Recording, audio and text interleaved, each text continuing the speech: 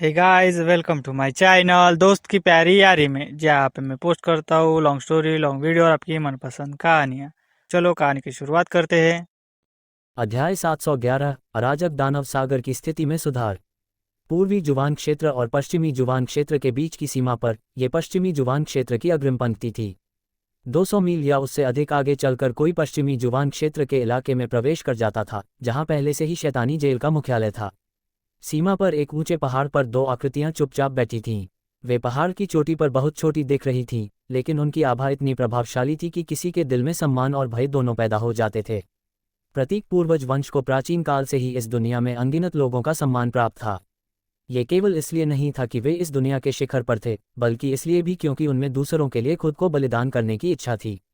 उस समय प्रतीक पूर्वज ने अपने पुनर्जन्म को प्रज्वलित किया था और इस दुनिया के अंगन जीवन की रक्षा के लिए यमो सम्राट और विमानों के बीच की दरार को सील कर दिया था।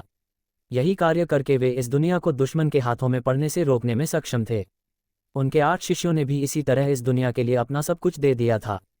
इस दुनिया के सभी विशेषज्ञों ने इन नायकों के बारे में बात करते समय दिल से सम्मान किया। यही कारण था कि हुमा का समूह आसानी से 3 महान गठबंधन स्थापित कर सका।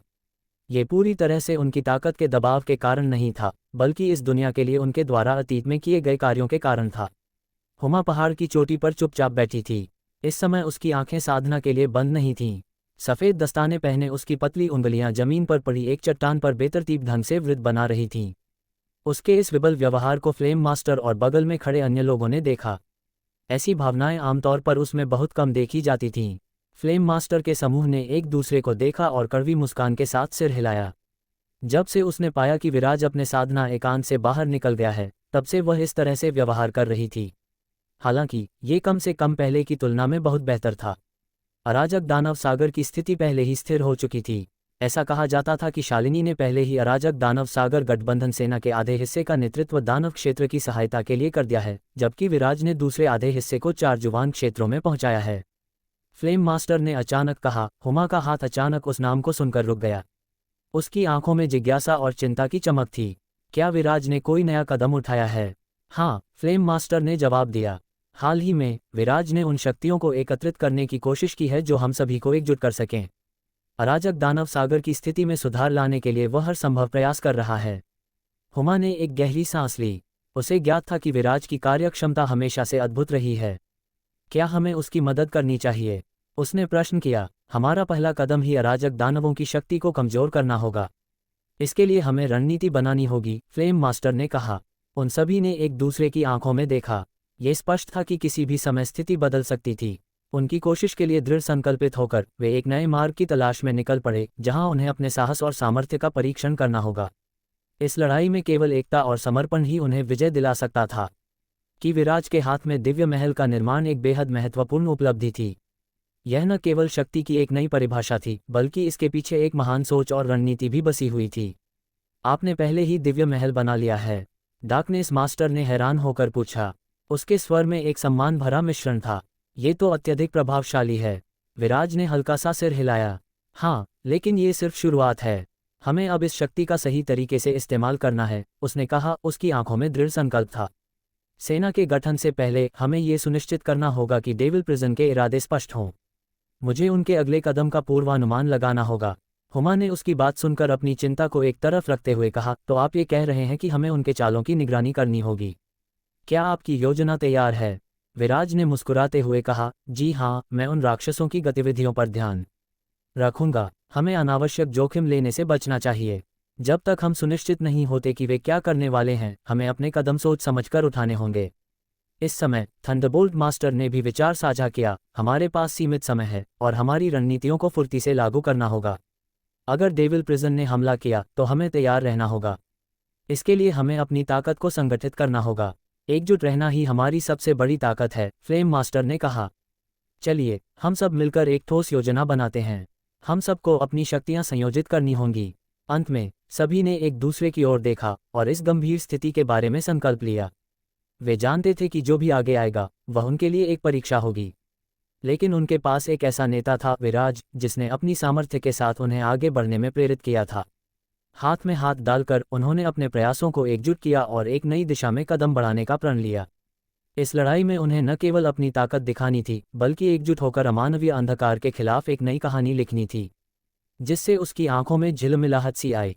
भले ही सीधी बात करने में दोनों के बीच पहले कभी ऐसा खुलापन न हुआ हो, लेकिन इस क्षण ने उन्हें एक अद्भुत नज़दीकी में बदल दिया था। क्या तुम मुझसे कुछ कहना चाहती हो? विराज ने हल्की सी मुस्कान के साथ पूछा, उसकी आंखों में चमक थी। हुमा ने थोड़ा ठहरकर कहा, तुम्हारे दिव्य महल के निर्माण ने सभी को हिला दिया है। मुझे विश्वास नहीं हो रहा कि तुमने ये कर दिखाया। उसकी आवाज़ में गर्व का एक एहसास था। ये सब तो मेरा लक्ष्य था, विराज ने सरलता से कहा। मेरा उद्देश्य हमेशा इस दुनिया की रक्षा करना है। अगर मैं कुछ कर सकता हूँ तो वह मेरी जिम्मेदारी है। हुमा ने सिर झुकाया और उसकी आंखों में एक गहरी भावना जागी। तुम हमेशा से दूसरों के लिए बलिदान करने के लिए तैयार रहते हो। क्या तुम्हें कभी अपनी भलाई के बारे में नहीं सोचना चाहिए? विराज ने उसकी आंखों में देखा और बोला, मेरी भलाई इस दुनिया की भलाई में है। जब लोग सुरक्षित और खुश होते हैं तभी मैं भी संतुष्ट महसूस करता हूँ। उनकी बातें न केवल आत्मीयता में बंधी हुई थीं, बल्कि दोनों के बीच एक गहरा बंधन भी विकसित हो रहा था। मगर अचानक हुमा के चेहरे पर चिंता की छाया छा गई। लेकिन तुम हमेशा जोखिम में रहते हो और मैं नहीं चाहती कि तुम ऐसी स्थिति में रहो जहां तुम्हें खतरा हो। विराज ने उसकी चिंता को समझते हुए कहा, मैं जानता हूं, लेकिन ये युद्ध हमारे लिए आवश्यक है। अगर हमें इस अंधकार को हराना है तो हमें एकजुट होकर लड़ना होगा। हमें एक योजना बनानी चाहिए। मैं तुम्हारे साथ रहूंगी, हुमा ने दृढ़ता से कहा।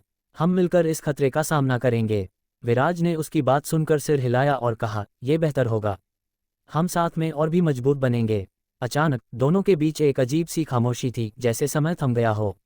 उनके दिल की आवाज़ एक दूसरे की आंखों में स्पष्ट थी। उस क्षण में विराज ने धीरे से हुमा के हाथ को अपने हाथ में लिया। हम जिन युद्धों का सामना कर रहे हैं वे केवल हमारी ताकत के बारे में नहीं हैं, वे हमारे बंधनों की भी परीक्षा हैं। हुमा ने महसूस किया कि यह संबंध सिर्फ एक साथी की तरह नहीं, बल्कि एक गहरे समर्पण और सामंजस्य का प्रतिनिधित्व करता है। हाँ, हम एक दूसरे के लिए खड़े रहेंगे, उसने कहा। उसके दिल में एक नई शक्ति का एहसास हो रहा था। इस नए संकल्प के साथ दोनों ने एक दूसरे की आंखों में देखा और आगे बढ़ने का निश्चय किया। उनके दिलों में एक नई उम्मीद थी और वो जानते थे कि विपत्तियों का सामना अकेले नहीं बल्कि एक साथ करना है। उनके सामने जो भी चुनौती आए वे एकजुट होकर उसका सामना करने के लिए तैयार थे। विराज और हुमा के बीच का तनाव पल भर में तगड़ा हो गया था। दोनों की आंखों में एक दूसरे के प्रति भावनाएं थीं, लेकिन उन भावनाओं के तहत गुस्सा और निराशा भी गहरी थीं। वातावरण में ठंडक बढ़ गई थी, जैसे उनकी तर्क वितर्क ने एक बर्फीली बवंडर पैदा कर दिया हो। मैं जानती थी कि यह निर्णय कठिन होगा, हुमा ने धीरे से कहा। उसका स्वर अब कुछ नर्म था, लेकिन ये स्थिति इतनी गंभीर है। तुम जानते हो कि इस शैतानी जेल को रोकने का एकमात्र तरीका पत्रिकगढ़ को खोलना था। अगर मैं इसे नहीं खोलती तो शायद हम सबका अंत हो जाता। विराज ने गुस्से से माथा पकड़ा। लेकिन तुमने मुझे इस बारे में क्यों नहीं बताया? मुझे इससे पहले क्यों नहीं बताया कि तुम्हें इतनी ताकतवर ठंड के साथ जीना पड़ रहा है? मैंने तुम्हें हमेशा अपने साथ रखने की कोशिश की है। मैंने सोचा था कि तुम समझोगे। हुमा ने अपनी आवाज़ को नीचे किया। मैंने ये सब तुम्हारी भलाई के लिए किया। मुझे पता था कि तुम मुझे रोकने की कोशिश करोगे। इसमें मेरी भलाई का सवाल ही कहाँ है? विराज ने कहा, मैं तुम्हारी सुरक्षा चाहता हूँ। तुम ऐसी ठंडी शक्ति के साथ जी रही हो और तुम इसे मुझे छिपाने देती हो। ये ठीक नहीं है। हुमा का चेहरा थोड़ी देर के लिए भावशून्य हो गया। क्या तुम्हें लगता है कि मैं इसे पसंद करती हूँ? क्या तुम समझते हो कि यह मेरे लिए आसान है? यह मेरी आज़ादी है जो छिन गई है। मैं हर दिन इस ठंड की गिरफ्त में जी रही हूँ। विराज ने उसकी आंखों में देखा और उसे एहसास हुआ कि उसकी स्थिति वास्तव में कठिन थी। लेकिन तुमने मुझसे झूठ बोला, उसने कहा, एक क्षणिक पछतावे के साथ। अगर मैं तुम्हारे बारे में जानता तो मैं तुम्हारी मदद कर सकता था। मुकाबला करने के लिए सख्ती से खड़ा होना होता है। हमें साथ में लड़ना चाहिए। मैं जानती हूँ, हुमा ने गर्दन झुकाते हुए कहा, लेकिन तुम्हें खुद को जोखिम में डालकर मेरी मदद नहीं करनी चाहिए थी। मैंने चाहा कि तुम उस खतरे से दूर रहो। मेरे लिए तुम्हारी सुरक्षा सर्वोपरि है। अब विराज ने महसूस किया कि उनकी बहस केवल उनके बीच के मतभेदों की बात नहीं थी, यह उस गहरी भावना का भी प्रसंग था जो दोनों के बीच थी। तुम्हारा ये होना मुझे कभी भी असहाय नहीं कर सकता, उसने कहा। मैं तुम्हें अपनी ताकत समझता हूँ। हम सही समय पर सही निर्णय ले सकते हैं। मुझे तुम्हारी जरूरत है। उनकी आंखों में एक नया संकल्प जल उठा। विराज ने धीरे से हुमा का हाथ पकड़ा और कहा, चलो हम मिलकर इस समस्या को हल करते हैं। हम पत्रिकगढ़ को खोलकर इससे निपटेंगे और मैं तुम्हारे साथ रहूंगा, चाहे जो भी हो। हुमा ने एक हल्की सी मुस्कान के साथ सिर हिलाया। ठीक है, हम साथ मिलकर लड़ेंगे। एकजुट होकर ही हम इस मुश्किल समय से निकल सकते हैं। ये कहते ही उनके बीच का बर्फीला तनाव कुछ हद तक पिघल गया। उनकी आंखों में अब एक नया विश्वास था। दोनों ने केवल एक दूसरे की ताकत को नहीं बल्कि अपने अदृश्य बंधनों को भी मजबूत बना लिया था। इस नए वादे के साथ उन्होंने इस चुनौती का सामना करने का तय किया कि वे अकेले नहीं बल्कि एकजुट होकर लड़ेंगे।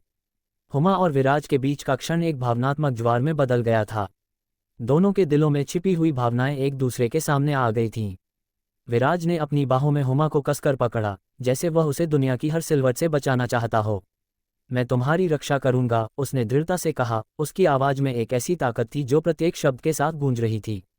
हुमा ने अपनी आंखें बंद कर लीं और धीरे धीरे अपना चेहरा विराज के सीने में दबा लिया। उसकी आंखों में आंसू थे, लेकिन इस बार वे दुख के नहीं बल्कि एक गहरे संबंध के एहसास के थे। मैं तुमसे झूठ नहीं बोलना चाहती थी, उसने हल्के से कहा। उसकी आवाज में हल्की काम थी, लेकिन मेरे पास और कोई विकल्प नहीं था। विराज ने उसकी बात को सुना और अपने दिल में एक गहरी उदासी महसूस की। तुम हमेशा मेरे लिए महत्वपूर्ण हो, उसने कहा, और मैं कभी भी तुम्हें अकेला नहीं छोड़ूंगा। हुमा ने अपनी आंखें खोली और विराज की आंखों में देखा। क्या तुम सच में ऐसा करोगे? उसकी आवाज में अनिश्चितता थी। मैं वादा करता हूं, विराज ने कहा। उसके चेहरे पर दृढ़ता थी। चाहे जो भी हो, मैं तुम्हारे साथ रहूंगा। हम हर बाधा का सामना एक साथ करेंगे। हुमा की आंखों में चमक आ गई। मैं तुम पर विश्वास करती हूं, उसने कहा। उसके हृदय में एक नई ऊर्जा का संचार हो रहा था। तभी पहाड़ की ऊंचाई से देखने पर एक नया सवेरा उगता हुआ दिखा। सूरज की सुनहरी किरणें दोनों के चारों ओर बिखर गईं, जैसे कि उनकी नई शुरुआत का प्रतीक हो। इस क्षण में उन दोनों ने अपने दिलों में एक नई ऊर्जा और आस को महसूस किया। चलो, हम प्रतीक्षा नहीं कर सकते, विराज ने कहा। अब उनकी आंखों में एक नई लगन थी। हमें जल्द ही कार्रवाई करनी होगी। हुमा ने धीरे से सिर हिलाया। हाँ, हमें मिलकर इस खतरे का सामना करना होगा। हम हार नहीं मानेंगे। इस नए संकल्प के साथ वे पहाड़ी के शिखर से नीचे उतरे। उनके दिलों में एक नई भावना और एक दूसरे के प्रति गहरी जिम्मेदारी थी। उन्हें पता था कि साथ मिलकर वे किसी भी चुनौती का सामना कर सकते हैं। उनके रिश्ते की मजबूती ने उन्हें इस यात्रा में और भी मजबूत बना दिया था। जाते जाते हुमा ने वापस पलटकर विराज को देखा और मुस्कुराई। हम एक टीम हैं और मैं तुम्हारे साथ रहना चाहती हूँ। हम हमेशा एक दूसरे का सहारा रहेंगे, विराज ने कहा। उसके चेहरे पर एक भरोसेमंद मुस्कान थी। हमारे लिए कोई भी बाधा अब बड़ी नहीं है। इस प्रकार दोनों ने एकजुट होकर अपने लक्ष्य की ओर कदम बढ़ाया, एक नई उम्मीद और मजबूत इरादे के साथ।